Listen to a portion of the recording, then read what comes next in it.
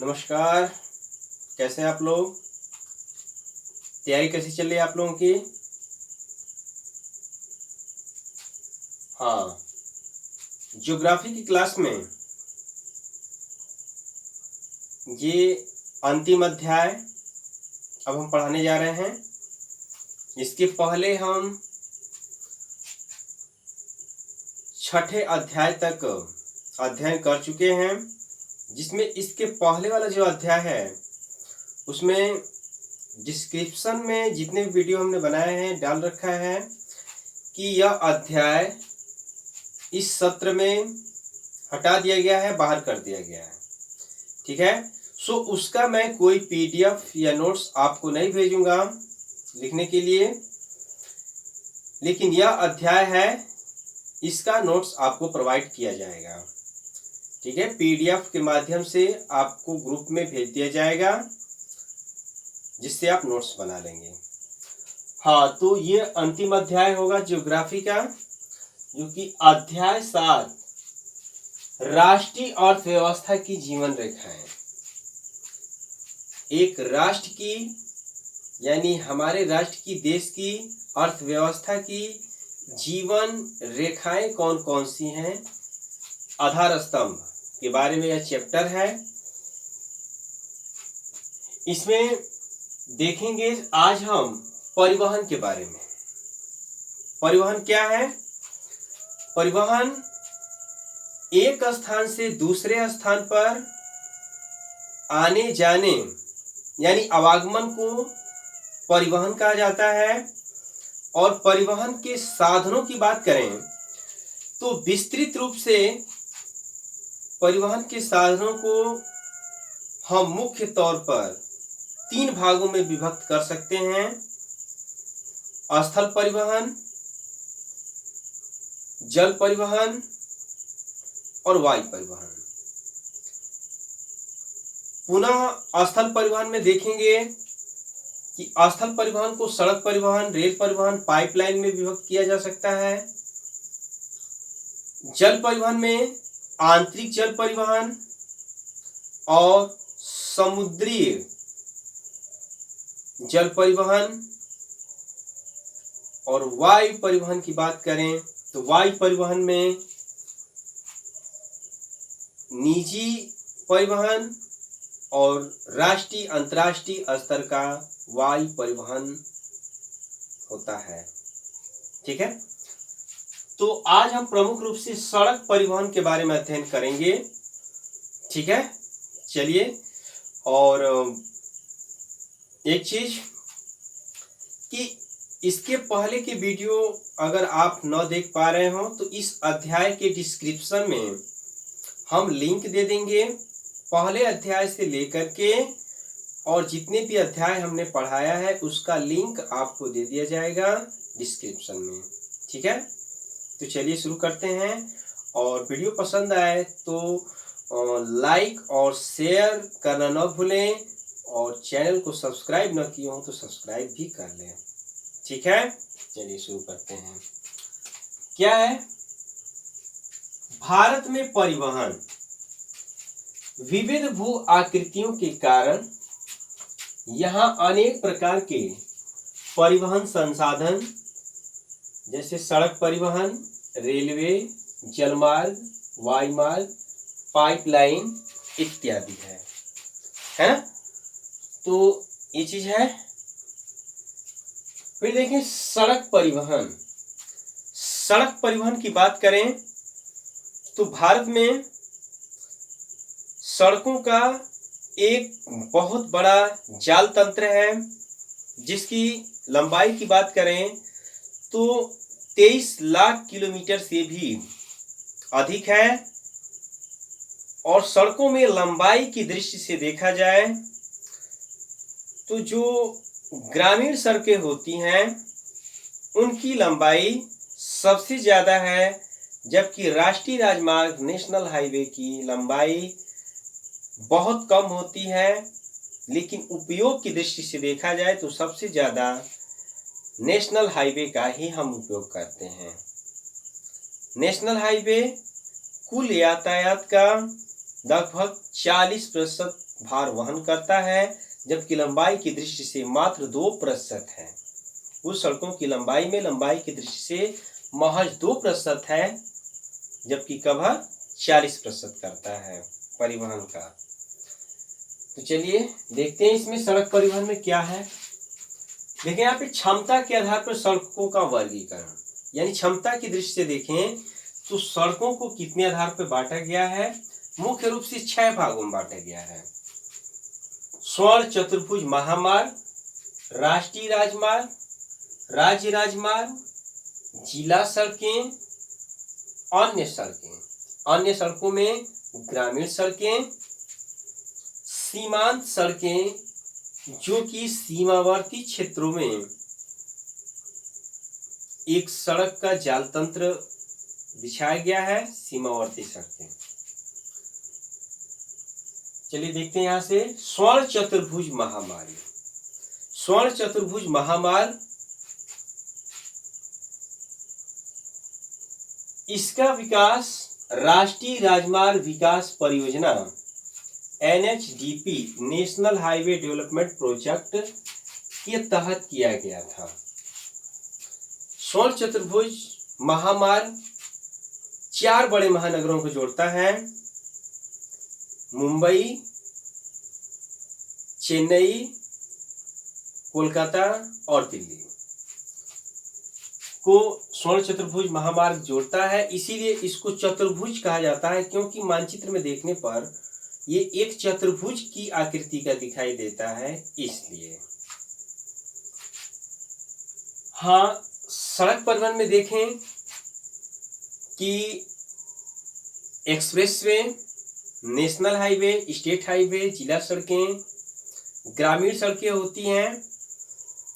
Expressway एक द्रुतगामी मार्ग है, जो कि एक उच्च कोटि की विकसित सड़कें होती हैं, जिसमें कम समय में एक लंबी दूरी को तय कर लिया जाता है, उसे कहा जाता है एक्सप्रेसवे।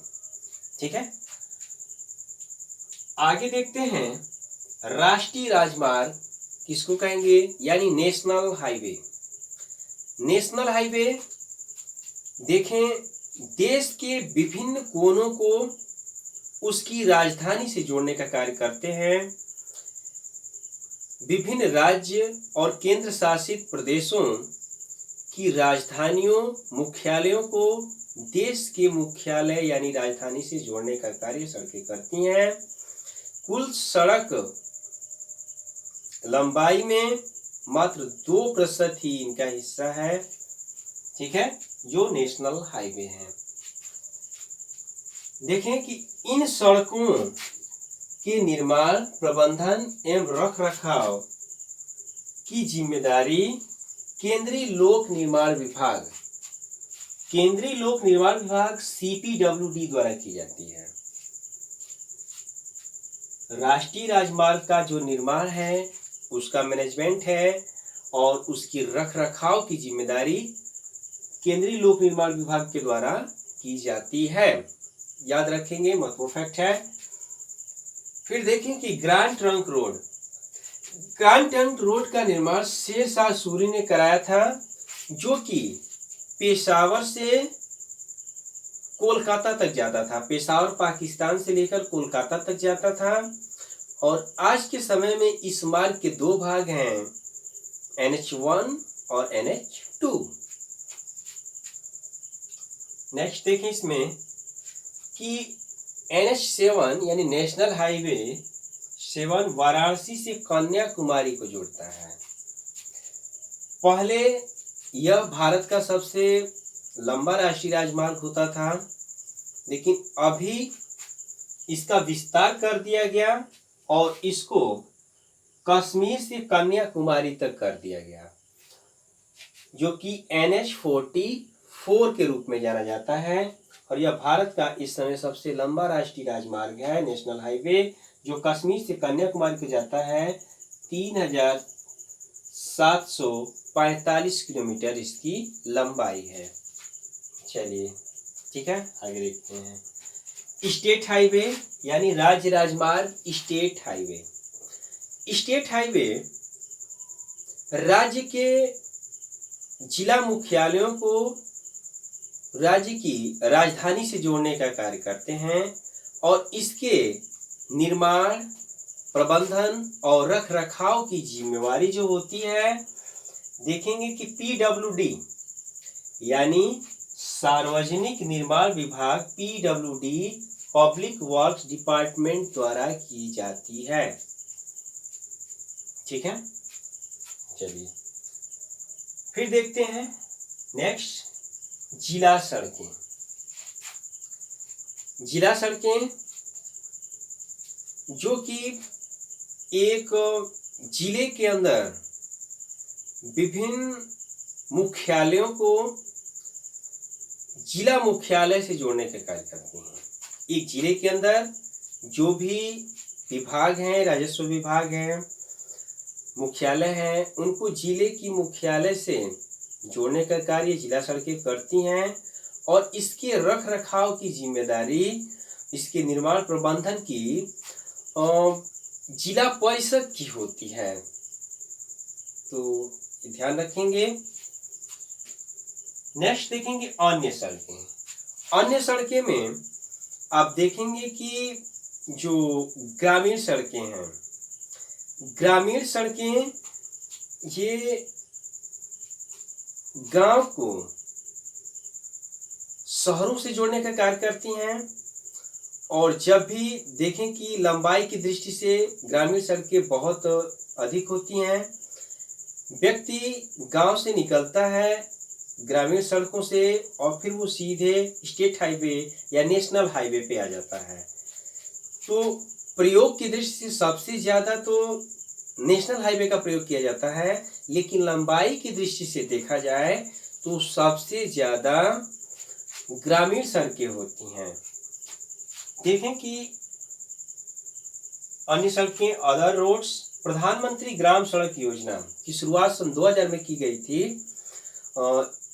और इसका विस्तार किया गया 2005 में के अंतर्गत इन सड़कों के विकास को विशेष प्रोत्साहन दिया गया था। प्रधानमंत्री ग्राम सड़क योजना, आपके गांव में अगर देखेंगे तो कहीं बोर्ड लगा होता है सड़क किनारे जो ग्रामीण सड़कें होती हैं कि प्रधानमंत्री ग्राम सड़क योजना, यानी ये सड़कें गांव को शहर से जोड़ने का कार्य करती हैं, एक ग्रामीण क्षेत्र को एक मुख्यालय से जोड़ने का ये कार्य करती हैं। ठीक है, नेक्स्ट देखेंगे सीमांत सड़कें। सीमांत सड़कें किसको कहेंगे? यानी बॉर्डर रोड्स। भारत सरकार प्राधिकरण के अधीन सीमा सड़क संगठन है। सीमा सड़क संगठन बनाया गया है भारत सरकार के अधीन, भारत सरकार प्राधिकरण के अधीन, जो देश के सीमांत क्षेत्रों में सड़कों का निर्माण और उनकी देखरेख करता है। यानी सड़कों के निर्माण और उसकी देखरेख करने की जिम्मेवारी भारत सरकार प्राधिकरण के अधीन सीमा सड़क संगठन का है और इसका गठन 1960 में किया गया था इस ध्येय से कि उत्तर और उत्तर पूर्वी राज्यों में सड़क तंत्र का विकास किया जाए। इस ध्येय से इसका गठन 1960 ईस्वी में किया गया था। ठीक है, तो आज के लिए फिलहाल इतना ही और वीडियो कैसा लगा ये आप जरूर कमेंट बॉक्स में बताएं। हमको अवगत कराते हैं तो अच्छा लगता है, हमको मिलता है फीडबैक कि हाँ वीडियो आप देख रहे हैं, नहीं देख रहे हैं, कहाँ तक कितना आपके लिए सक्सेसफुल है। ठीक है, तो ठीक है, तो तैयारी करते रहिए। Okay, best of luck.